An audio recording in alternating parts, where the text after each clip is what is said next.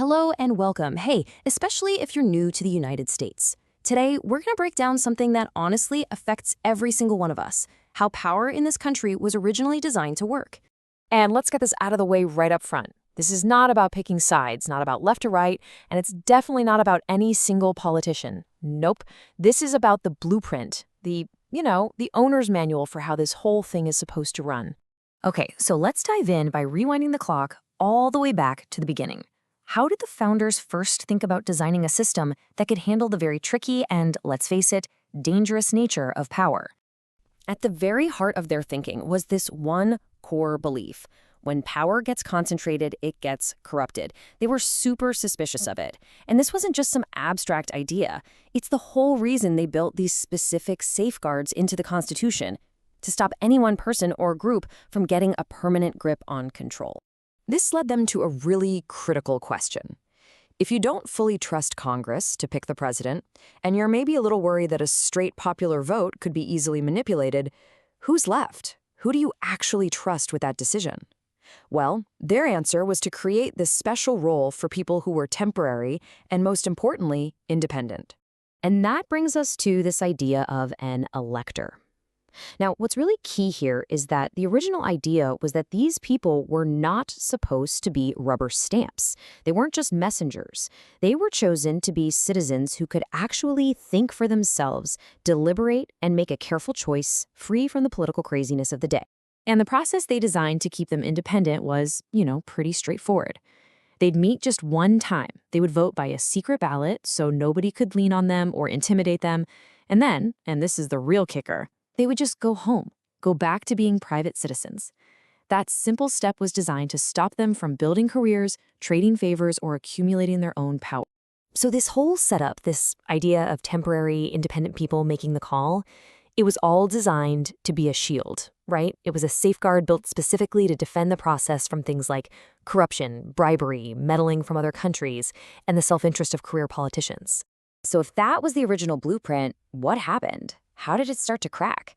What's so fascinating is that the Constitution itself was never actually rewritten. The words are the same. Instead, the cracks started to show up through new behaviors and, maybe most importantly, new legal interpretations. So fast forward to our time, the 21st century. Two huge Supreme Court rulings came along that really fundamentally changed how this whole system works. They didn't amend the Constitution, but boy, did their interpretations have a massive impact on money and politics and on the independence of those electors. You can almost think of this as a 1-2 punch that cracked that original design. First, in 2010, the Citizens United decision basically opened the floodgates for huge amounts of money in our elections. Then, just 10 years later, the Chiafalo decision came along and effectively neutralized the elector's role as an independent thinker. It said states could force them to vote a certain way. That original safeguard of independent judgment, it was officially gone. Okay, so this brings us to what's probably the most important part of this whole thing. Why do these changes actually matter to you and me living our lives today? What are the real-world consequences? I mean, just think about it for a second.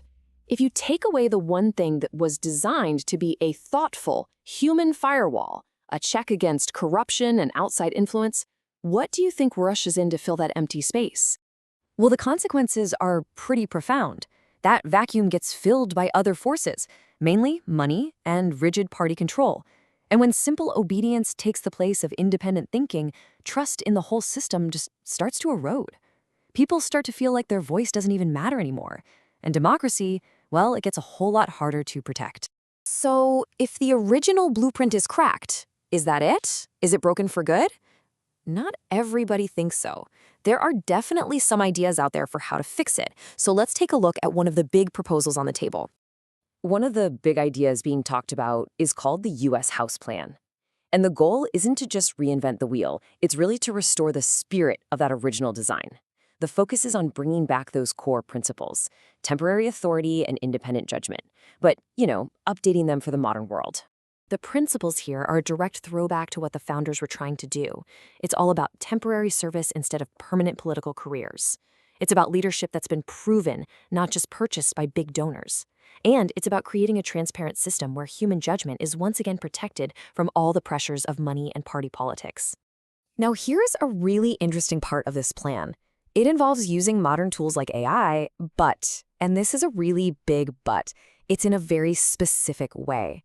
The idea isn't for some robot to make decisions for us, not at all. Instead, technology would serve the human decision makers.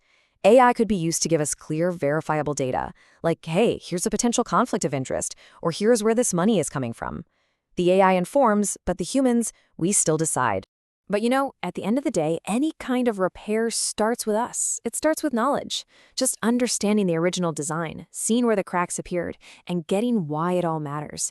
That's the essential first step for any citizen who wants to help safeguard this process. It's really our most powerful tool. And all of this leaves us with a huge question to think about. If independent judgment was the original firewall for this whole system, what does it really take to protect and restore that principle today? The answer to that question? Well, it's pretty much going to shape the future of this country.